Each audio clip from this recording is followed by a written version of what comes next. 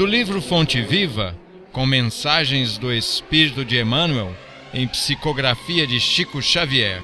Mensagem 47. Autolibertação. Nada trouxemos para este mundo, e manifesto é que nada podemos levar dele. Paulo.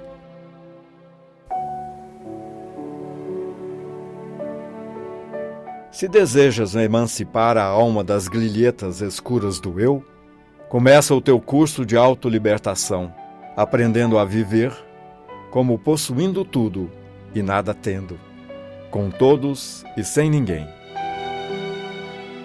Se chegaste à terra na condição de um peregrino necessitado de aconchego e socorro, e se sabes que te retirarás dela sozinho, resigna-te a viver contigo mesmo, servindo a todos em favor do teu crescimento espiritual para a imortalidade. Lembra-te de que, por força das leis que governam os destinos, cada criatura está ou estará em solidão a seu modo, adquirindo a ciência da autossuperação. Consagra-te ao bem, não só pelo bem de ti mesmo, mas, acima de tudo, por amor ao próprio bem. Realmente grande é aquele que conhece a própria pequenez ante a vida infinita. Não te imponhas, deliberadamente, afugentando a simpatia. Não dispensarás o concurso alheio na execução de tua tarefa. Jamais suponhas que a tua dor seja maior que a do vizinho, ou que as situações do teu agrado sejam as que devam agradar os que te seguem. Aquilo que te encoraja pode espantar a muitos, e o material de tua alegria pode ser um veneno para teu irmão. Sobretudo, combate a tendência ao melindre pessoal com a mesma persistência empregada no serviço de higiene do leito em que repousas. Muita ofensa registrada é peso inútil ao coração. Guardar o sarcasmo ou o insulto dos outros não será o mesmo que cultivar espinhos alheios em nossa casa? Desanuvia a mente cada manhã e segue para adiante, na certeza de que acertaremos as nossas contas com quem nos emprestou a vida e não com os homens que a malbaratam. Deixa que a realidade te auxilie à visão e encontrarás a divina felicidade do anjo anônimo que se confunde na glória do bem comum. Aprende a ser só para seres mais livre do desempenho do dever que te une a todos. E, de pensamento voltado para o amigo celeste, que espousou o caminho estreito da cruz, não nos esqueçamos da advertência de Paulo, quando nos diz que, com alusão a quaisquer patrimônios de ordem material, nada trouxemos para este mundo, e manifesto é que nada podemos levar dele. Convidamos a todos a lerem e meditarem em seus lares esta mensagem do livro Fonte Viva. Mensagem 47. Boa noite. Estamos mais uma vez aqui nas quintas-feiras fazendo a nossa apresentação sobre a palestra da Fonte noite de Viva. hoje. Mensagem 47. Uma das Mensagem mais 47. das nossas palestras do nosso centro de estudos. Consciência Cósmica, curso de 20 palestras. Na base do tema do Centro Espírita da Oração. Elevar a alma pela oração, visando a proximidade inexorável de Deus.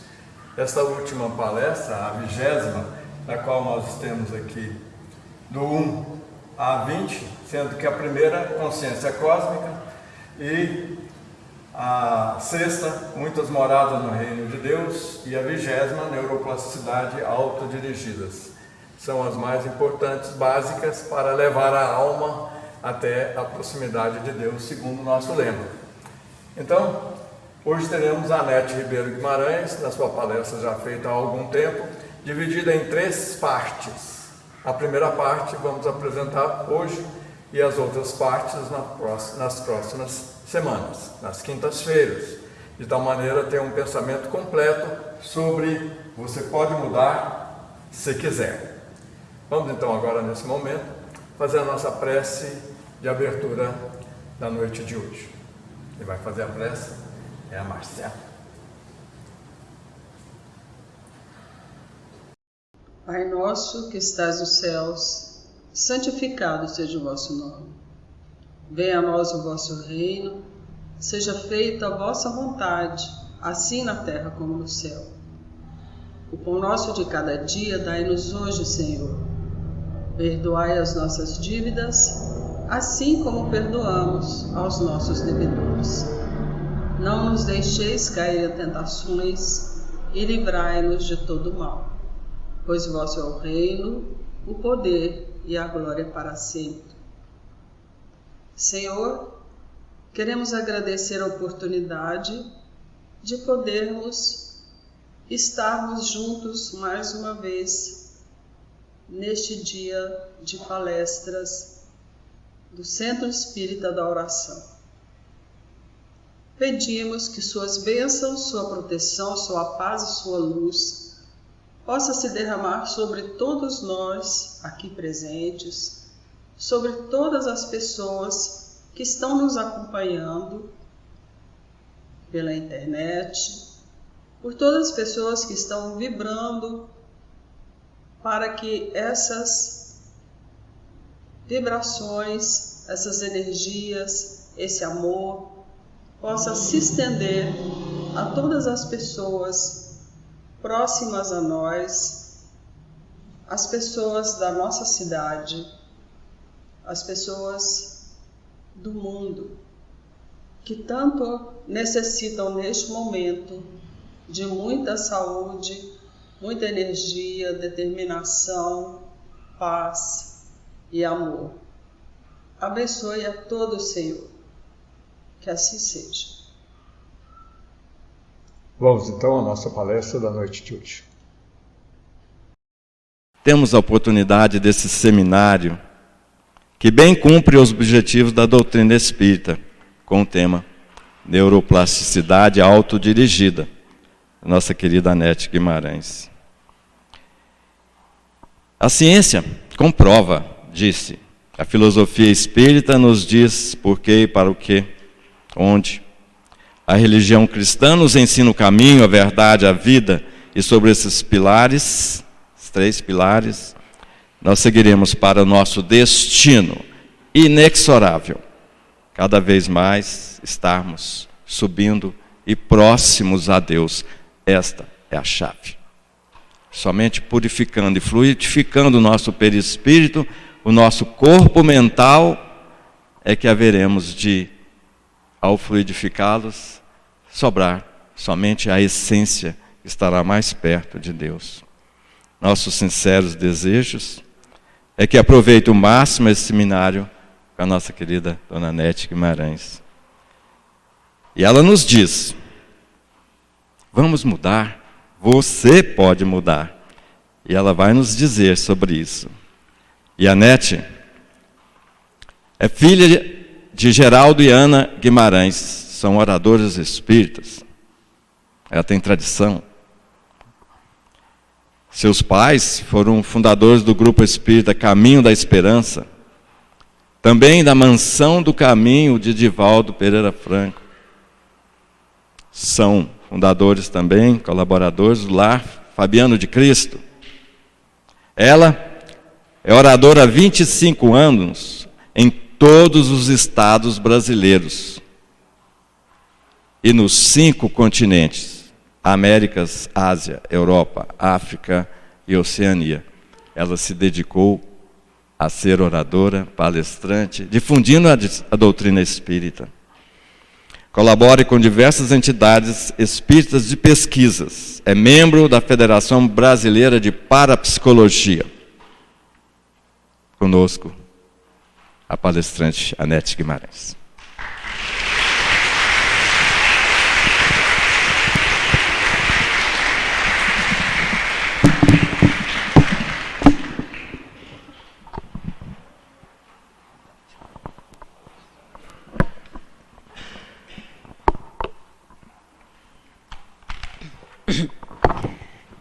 Um bom dia a todos.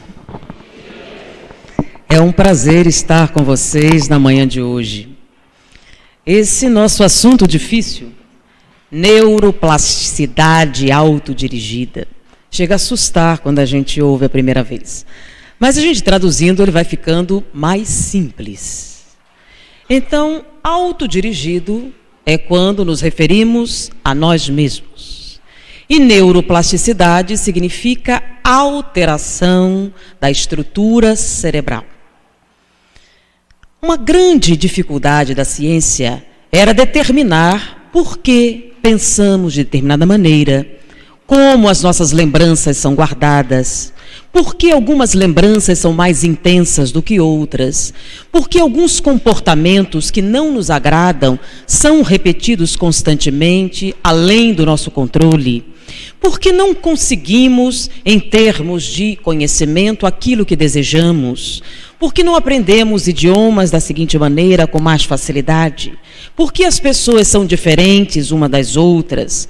Porque alguns alcançam o êxito e outros não? Então, essas perguntas têm sido feitas constantemente ao longo do caminho da humanidade. Eram parte da abordagem da filosofia clássica antiga e hoje continuam sendo feitas da mesma maneira. A ciência continua com as mesmas dúvidas. Por que é mais fácil para algumas pessoas aprenderem do que para outras? Por que as lembranças de algumas pessoas são mais nítidas? E, principalmente, como é que nós podemos alterar comportamentos que nos são prejudiciais? Sempre foi a mente um capítulo de estudo da psicologia ou da psiquiatria, tanto que se referiam às doenças mentais. Doença seria uma afecção, um problema, e a mente, onde fica? Dentro ou fora do corpo? Em que localização estariam então essas doenças? Seria um transtorno cerebral? Mas já se conheciam os transtornos cerebrais, tanto que a ciência era dividida em psiquiatria e neurologia. A neurologia tratava de fenômenos fisiológicos do cérebro, enquanto que a psiquiatria tratava de transtornos metafísicos, ou seja, além de sintomas físicos, sintomas da mente. Só que nós vivemos, recentemente, a chamada década do cérebro, em que o cérebro foi pesquisado exaustivamente. Mas por que demorou tanto para a gente começar a decifrar o cérebro? É que nós podemos estudar qualquer sistema orgânico observando os animais. Por exemplo, nós temos o coração, mas os mamíferos em geral também o possuem. Então, analisando o comportamento do coração de diversas espécies animais, nós podemos depreender o funcionamento do corpo físico humano. O sistema imunológico, por exemplo, dos porcos e dos cavalos, é muito semelhante ao nosso, tanto que muitas vacinas que nós utilizamos foram selecionadas a partir de animais. E assim, os vários sistemas orgânicos puderam ser utilizados e estudados a partir da comparação entre animais e seres humanos. Porém, quando chegou no momento de estudar o cérebro, nós temos algum órgão que possa se comparar com o cérebro humano em outros animais? Dentre os mais superiores, o orangotango, mais próximo parente que nós temos, as diferenças são tão significativas que o estudo comparativo anatômico entre animal e seres humanos se torna virtualmente impossível. Não há como comparar o funcionamento do cérebro animal com o do cérebro humano. De que maneira, então, poderíamos identificar as áreas cerebrais envolvidas com determinadas atividades? De que maneira poderíamos decifrar o funcionamento do cérebro sem matar o paciente estudado? Não era possível. E com isso, a não ser em determinadas condições de guerra, por exemplo, a gente fala sobre a guerra, porém, alguns frutos surgiram. Vocês sabem que alguns estudos realizados com pacientes terminais da guerra nos permitiram desenvolver abordagens cirúrgicas em neurocirurgia. Mas mesmo assim um atraso significativo existia nesta área de estudo, porque não havia como se estudar o cérebro humano vivo sem destruir o espécime estudado. Então, foi-se adiando o estudo e o desenvolvimento do conhecimento cerebral. Mas, finalmente, a tecnologia começou a desenvolver e foram aparecendo os chamados exames não invasivos. São tecnologias que nos permitem estudar o cérebro sem destruir aquele que está sendo estudado. Não era mais necessário abrir a caixa craniana para analisar o cérebro em funcionamento. Podíamos utilizar a tecnologia para mapear as áreas cerebrais em funcionamento com as suas diversas possibilidades. Porém, o conteúdo cerebral é muito vasto. Décadas seriam necessárias para mapear todas essas possibilidades. Porém, esse estudo já se iniciou. Então, vivemos a década de 90, a década do cérebro. Os Estados Unidos da América do Norte estabeleceu os anos 90 como a década do cérebro. A maior parte dos fundos financeiros seriam voltados para pesquisas na área cerebral. E com isso, foi a possibilidade de diversas descobertas muito interessantes que vieram a revolucionar a maneira com que nós pensávamos mudou-se o nome de doença mental para transtorno mental. Dos transtornos mentais, dos comportamentos, do aprendizado, do conhecimento. Então, muitos transtornos emocionais que eram difíceis de serem tratados, à medida que se entendia a mecânica com que eles se desenvolviam, foram se tornando mais fáceis. Determinados processos químicos, medicamentos, um momento em que discerníamos a maneira com que as informações passavam, começaram a surgir. Surgiram os remédios que agiam nas chamadas sinapses cerebrais. Reconheceu-se a existência dos neurotransmissores, das suas respostas dentro da nossa consciência, e começou, num momento assim, muito simples, a se decifrar de que maneira apareciam as nossas emoções. De que maneira nós arquivávamos as nossas memórias, de que maneira o aprendizado se desenvolvia. E nós vamos apresentar então a neuroplasticidade autodirigida. Plasticidade significa transformação, a capacidade de alterar a forma. Nós sabemos que tudo que nós fazemos em termos físicos passa primeiro pelo cérebro. Cada pensamento original que você tem, realizou-se um circuito cerebral. E cada emoção que essa ideia nova se reveste, requer um tipo de neurotransmissor. Então, à medida que nós aprendemos, à medida que conhecemos, à medida que vamos tendo novas ideias, o nosso cérebro vai mudando, vai se alterando. O nome disso é plasticidade cerebral.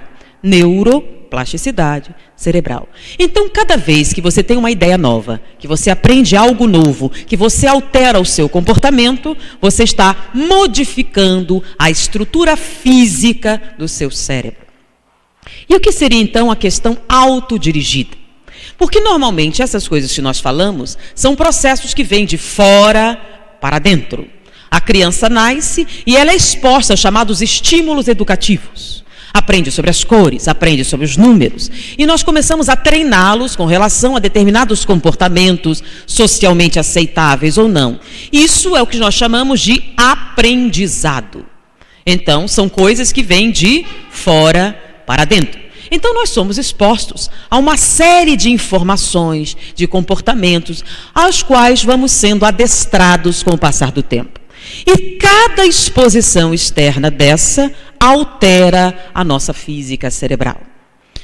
Depois de um determinado tempo, nós desenvolvemos chamados processos autônomos. É quando nós passamos a desenvolver as nossas próprias experiências. Mas elas têm relação também com o meio. Nós começamos a experimentar as nossas emoções. Nós criamos a hierarquia emocional. Eu gosto mais deste indivíduo do que daquele indivíduo. Nós começamos a criar as hierarquias sociais, os nossos círculos. Nós começamos a exercitar as nossas emoções. E tudo isso também vai alterando a nossa física cerebral. Porém, chega um momento em que nós chegamos ao auge do nosso aprendizado. Nós desenvolvemos a nossa personalidade, nós desenvolvemos as nossas aptidões, então nos formamos dentro daquilo que nós escolhemos, nós desenvolvemos todo o nosso potencial e vamos então viver. Não é assim que as pessoas pensam? Então vamos começar a usar o que nós construímos. Em que idade isso acontece exatamente? Não podemos especificar, mas a gente pensar em termos de estudo, em termos de formação, a idade adulta. Nós nos tornamos adultos, de posse das nossas faculdades mentais, de posse das ferramentas para adquirir a sobrevivência, e vamos então aproveitarmos disso. E aí começam os problemas. Nós esperamos algumas coisas da vida e elas não acontecem. Nós esperamos determinados sucessos e eles não vêm. Aparentemente, as armas de que fomos dotados para lutar pela sobrevivência não atendem às nossas expectativas. E agora? O que é que a gente faz? Mas agora já foi. Eu não posso escolher outro pai e outra mãe. Eu não posso escolher nascer em outro país. Agora, o que eu faço? Agora eu vou sofrer as consequências de não ter as aptidões necessárias para alcançar o sucesso. Agora eu irei sofrer devido à falta de conhecimento na infância. Agora eu irei sofrer porque meus pais não foram adequados ao me adestrar para o convívio social. E aí a gente passa a sofrer. As doenças, os transtornos mentais, as neuroses, as psicoses, todas as inaptidões para a vida que muitos de nós sofrem. E aí a gente quer que isso seja consertado. Não tem um remédio para resolver? Então surgiram as químicas para consertar a depressão. O que é exatamente a depressão? É um problema. Mas agora você toma um remédio, um antidepressivo, o nome já diz antidepressivo, e você elimina a depressão da sua vida. E funciona assim? O problema é definir o que é depressão, né? Então, quando um parente morre, lhe receitam um antidepressivo. Por que você ficou deprimida? Antigamente dizia que você ficou triste. Agora não, tristeza é coisa de antigo. Agora você ficou deprimida. Aí você toma um antidepressivo para curar você do quê? Da depressão? Ou para curar você dos sentimentos que você teve com relação à perda do ente querido? Ah, então quer dizer que esses sentimentos são uma doença? O desconforto diante do insucesso é uma doença que deve ser eliminada através da química. A sua incapacidade de corresponder ao amor de determinada pessoa pode ser tratada quimicamente. A sua inabilidade social deve ser tratada quimicamente. É uma questão externa. A questão do autodirigido significa literalmente o seguinte: você pode mudar se quiser. O que é neuroplasticidade autodirigida? Significa que se você decidir, você pode alterar a sua estrutura cerebral para uma forma mais eficiente ou não. Depende da sua escolha. Então, o insucesso não é algo definitivo. Você não está fadado ao fracasso porque seus pais não foram ativos na construção da sua educação. Você não está fadado ao sucesso porque você nasceu pobre. Você não está fadado ao insucesso porque não tem habilidades sociais. Tudo depende de quem?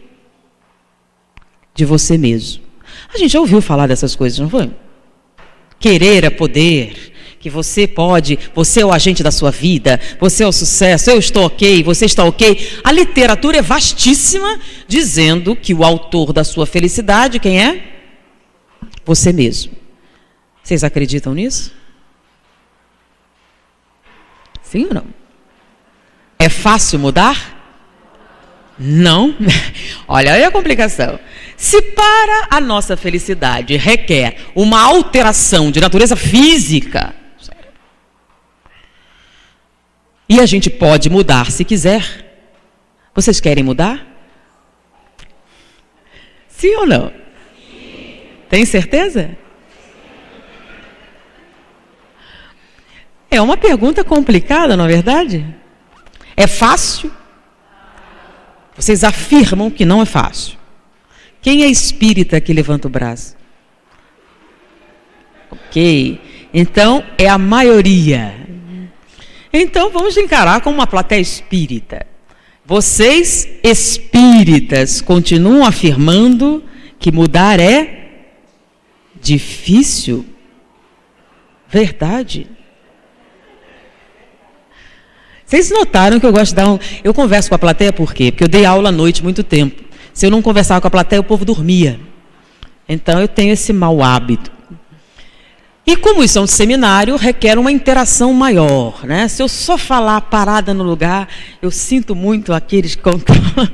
Se eu ficar parada muito tempo, dá um certo cansaço. Então, a gente se movimenta e conversa um pouquinho. É difícil mudar. O que é que o Livro dos Espíritos diz a respeito disso? É fácil ou difícil? Porque a gente se refere ao Livro dos Espíritos, porque ele contém a filosofia espiritualista. É o aspecto das indagações que dá o viés do que nós acreditamos. Então, nós vamos voltar a essa questão. Então, estamos falando de neuroplasticidade autodirigida. Então, antes de a gente entrar na questão espiritual, vamos ver o que é que os cientistas ou os neurocientistas têm a dizer a respeito da alteração da arquitetura cerebral. Primeiro, nós já tínhamos falado com vocês que a neurociência é justamente a união da anatomia, da estrutura cerebral da neurologia com a psicologia ou a psiquiatria, que é o estudo do comportamento humano. Então, eles estavam associando os comportamentos, as coisas que nós fazemos e a atividade cerebral, tentando identificar onde está a memória. Então, atualmente, se fala que a memória está no hipocampo. Porque quando há uma lesão de hipocampo, você perde a sua memória. O que vem a ser o Alzheimer? O Alzheimer é uma afecção cerebral que começa a deteriorar certas áreas cerebrais. E você começa, então, a perder a sua capacidade mnemônica, a sua memória. Começa, então, da memória recente em direção à memória antiga. Porque a memória recente é mais externa. Então, ela vai comprometendo a memória. Porém, um cientista observou um fenômeno muito interessante.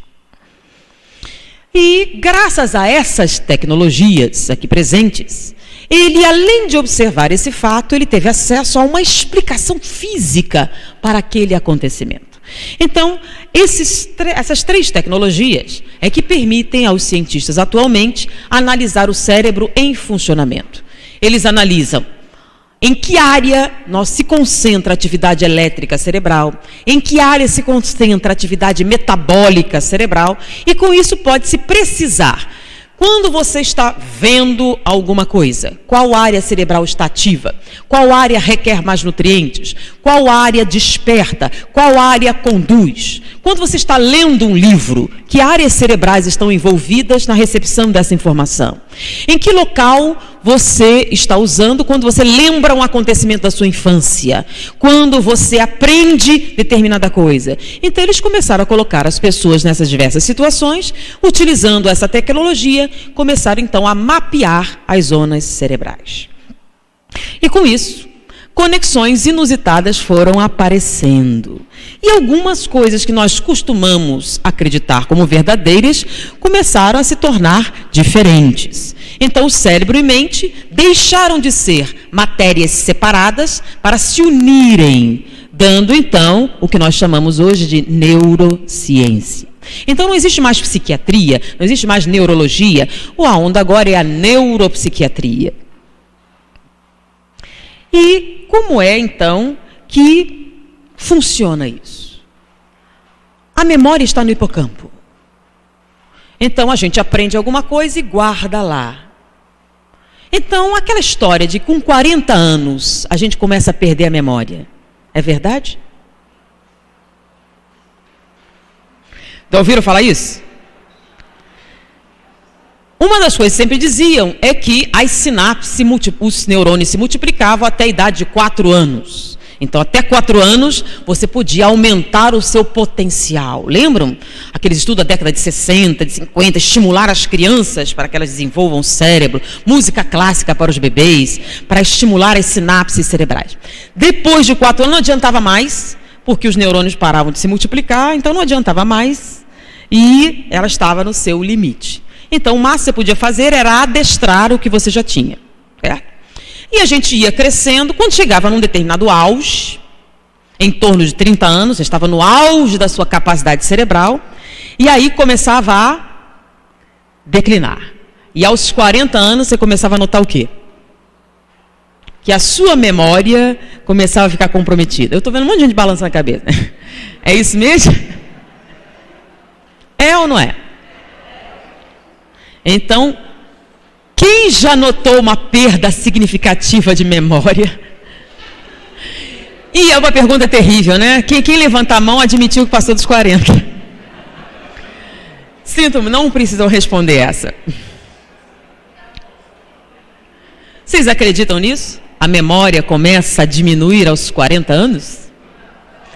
Sua capacidade de aprender começa a diminuir aos 50 anos? Mas as pessoas continuam. Esse folclore ficou tão intenso que tem muita gente que quando faz 40 anos começa a notar, estou começando a esquecer as coisas. A data do aniversário é uma coisa fatal. Diz, meu Deus, eu tenho 40, minha memória começou a ser afetada. E a gente começa a sentir o tic-tac. Estou perdendo a minha memória. Tanto que se uma pessoa com certa idade diz, já está com a memória comprometida. Alete, você não está sendo assim porque eu noto que quando eu era bem jovem era bem fácil aprender as coisas. Depois que eu fiquei mais velho, ficou mais difícil? Ficou ou não ficou? Ficou mais difícil? Porque o cérebro envelheceu? Então vamos analisar algum desses folclores que foram sendo alterados pelo estudo, tá? Então, nesse estudo, eu posso segurar aqui? Bom, nessa colocação aqui, o cérebro de uma pessoa de 71 anos de idade é exatamente igual ao cérebro de alguém com 17 anos de idade na sua capacidade de fazer novas conexões. Não há nenhuma perda de capacidade. Então, a capacidade de ter pensamentos novos é igual, e em vista disso, a capacidade de aprender é igual. A capacidade de armazenar memória é igual. Não há nenhum tipo de diferença em termos de processamento no cérebro. Porque entenda o seguinte, com o envelhecimento, você pode ter déficits circulatórios em vários membros, em várias áreas. Mas o último a ser comprometido é quem? Por quê? Porque como ele é a sede de todas as funções orgânicas, ele é o órgão mais protegido do corpo humano. Existe a barreira hematocefálica que nos protege de bactérias, que nos protege de infecções, que nos protegem do acesso a qualquer tipo de micro-organismo ao cérebro. Nós temos um mecanismo de filtragem tão intenso que nós podemos comprometer circulatoriamente todo o corpo e o último lugar é o cérebro. Então, de maneira que quando a gente chega à idade de 71 anos, a gente pode ter comprometimentos ósseos, comprometimentos circulatórios, comprometimentos cardíacos, mas não comprometimentos cerebrais em vista do envelhecimento. Temos outro tipo de comprometimento, mas não por causa do quê? Das células envelhecidas. Então, a capacidade cerebral de uma pessoa de 71 anos é a mesma de uma de 17. Mas espera aí. Eu não sinto assim. Você falou isso, mas eu não sinto. Quando eu tinha 17, era mole para mim decorar coisas. Agora, eu não consigo. Por quê? E eu vou falar para vocês uma coisa interessante. Uma senhora veio conversar conosco, depois de um seminário como esse, para dizer, eu gostei do que você falou, mas eu tenho um problema obsessivo. Muito sério. E qual é o seu problema? Eu gosto muito de ler. Mas toda vez que eu pego um livro espírita para ler, me dá um sono terrível. Mas só quando eu leio o livro espírita. É um obsessor, não é? O que vocês acham? É uma questão obsessiva? Aí eu perguntei assim, bom, Pode ser, mas tem muito mais probabilidade de não ser. Por quê? Qual é a dificuldade principal? O problema do cérebro é que a gente usa ele intensamente. Eu estou na frente de vocês, né? É que a gente usa ele intensamente até os 30 anos de idade, não é? Você está na escola, aí você faz primeiro grau, segundo grau, aí você vai, né, aí faz uma pós-graduação. Então, digamos que você completou todo o seu nível acadêmico em torno de quê? 20 e poucos anos. Aos 30 anos, você adquiriu tudo que você necessitava para a sua atividade profissional, não é isso? Aí você sai da faculdade, lembram? Já sei tudo que eu preciso saber e agora eu vou o quê? Usar. Então você passa a trabalhar. Então, em vez de adquirir conteúdo, você passa o quê? A usar o conteúdo que você adquiriu. E só. Então, se você não estuda mais nada, não aprende mais nada, o que é que você faz? O que é que acontece se eu engessar esse braço e ficar com ele 40 dias engessado? O que é que acontece quando eu tiro o gesso? Eu terei o quê? Atrofia. O cérebro, ele é uma bateria que tem 15 milivolts. Tudo que você faz primeiro no cérebro. Cada movimento que os meus dedos faz, onde eu fiz primeiro? No cérebro. Então, para fazer esse movimento, eu gastei essa eletricidade 2 vezes. Uma quando eu pensei em fazer o movimento e a outra quando eu realmente fiz o movimento. Então, e não é só isso. Quem controla a sua respiração? Vamos respirar mais profundamente. Você faz, não é? Você precisa pensar toda vez que está respirando? Não. Quem é que faz isso automaticamente? Então, o cérebro é responsável pela sua frequência respiratória. Assim como pelos seus batimentos cardíacos, por todas as funções do seu corpo, existe o quê? Um controle cerebral. Então, mesmo quando você está parado, sem fazer nada, você está o quê? Gastando energia cerebral. Então, nesse momento, quando a gente identifica isso, o cérebro usa essa energia.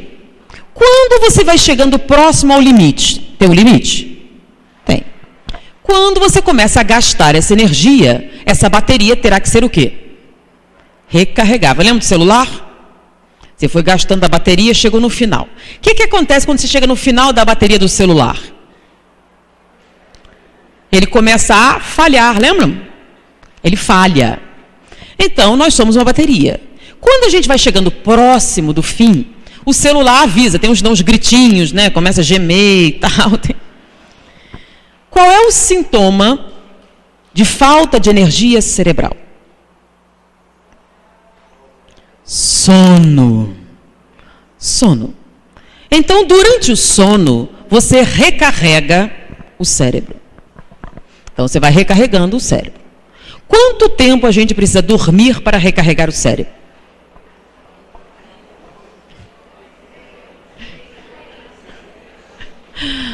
Há controvérsias, né?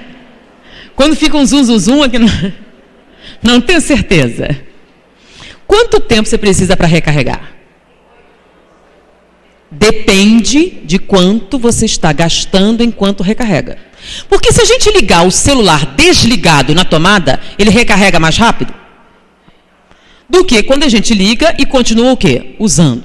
Se a gente continua usando enquanto está recarregando, ele demora mais. Deu para entender o que eu falei? O cérebro é a mesma coisa. Se a gente desligar ele ao máximo, quanto tempo a gente leva para recarregar? E se a gente continua usando enquanto recarrega? O tempo será proporcionalmente maior. Então, deixa eu contar uma novidade para vocês. Não sei se vocês sabem. Que quando vocês dormem, vocês não ficam surdos. Tanto não ficam, que se alguém gritar incêndio, o que vocês fazem? Todo mundo acorda. É ou não é? O que isso significa? Que enquanto você dorme, não fica surdo. Então, sua audição continua funcionando? Se a sua audição continua funcionando, o que você está gastando? Energia. Outra coisa, vocês também não ficam cegos. Vocês fecham os olhos, diminuem a recepção de luz, mas ficam cegos? Não. Então, de olhos fechados, vocês sabem se a luz está acesa ou apagada? Sabem. Porque a pálpebra não é impermeável. Então, ela passa a luz? Passa. Então, acompanhando? Outras coisas. Você não perde a sua sensibilidade. Tanto que se alguém espetar você com uma agulha, o que você faz? Grita antes de acordar. Você grita primeiro e acorda. Então, sua sensibilidade também não foi comprometida. Então, se você dormir num lugar muito barulhento, muito claro, numa cama muito desconfortável, você estará utilizando intensamente sua audição, sua visão e a sua sensibilidade. Quanto tempo você precisará dormir nesse ambiente para recarregar a bateria? Muito mais do que se você estivesse num ambiente silencioso, escuro, em lençóis confortáveis, macios e uma coisa, numa temperatura ideal. Se você conseguir eliminar todos os desconfortos físicos, a qualidade do seu sono aumenta. Por quê? Porque você precisará de menos tempo para recarregar. Mas não é só isso. Além de você não ficar cego, surdo, mudo, nem paralítico enquanto dorme, existem algumas outras áreas que ainda continuam funcionando. Tem gente que tem o seguinte hábito: antes de dormir, pensa em todas as contas para pagar, em todos os problemas com a família, passa em revista todos os inimigos e aí dorme. Se você pensa em conta a pagar, o que é que você aumenta no seu corpo? Tensão. E a tensão vem com cortisol, vem com adrenalina. Quando você pensa nos inimigos enquanto ele te ofendeu, sobe uma coisa, uma quentura, né? Sabe, essa quentura é adrenalina. Você joga uma adrenalina e ela esquenta. Sabe aquela quentura? Então você joga na corrente sanguínea uma série de neurotransmissores que são fatores excitantes. Então você sobreexcita o cérebro. Quanto tempo ele vai levar para atingir a zona propícia para recarregar? Mais ou menos tempo? Então, quanto tempo você vai precisar dormir para recarregar seus 15 milivolts se você pensar em todas as suas contas, nos inimigos, nos problemas, no seu casamento que está falindo, se seu marido tal não está te traindo, tudo isso antes de dormir, mais ambiente claro, barulhento e cama desconfortável. Você pode dormir 16 horas, que no dia seguinte você acorda cansado. Parece que eu não dormi nada. Tem gente que dorme horas e acorda como? Cansado. Muito cansado. Por quê? Porque você recarrega um pouco. Então tem gente que vive a vida inteira em meia carga.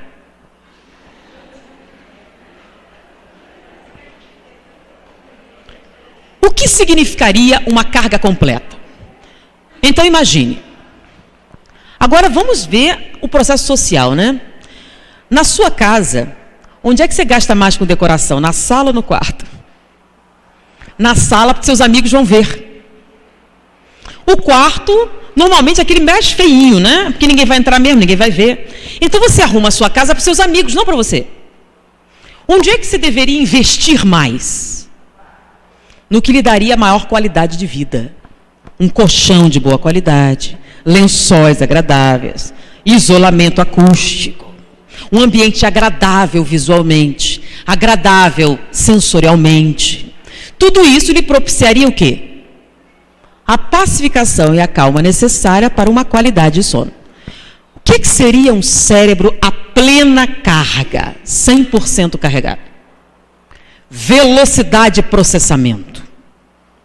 Velocidade para lembrar, velocidade para pensar, velocidade para acalmar suas emoções desencontradas, pleno vigor nas ideias, acuidade mental, grande velocidade de processamento da sua atenção. Você estaria pleno intelectualmente.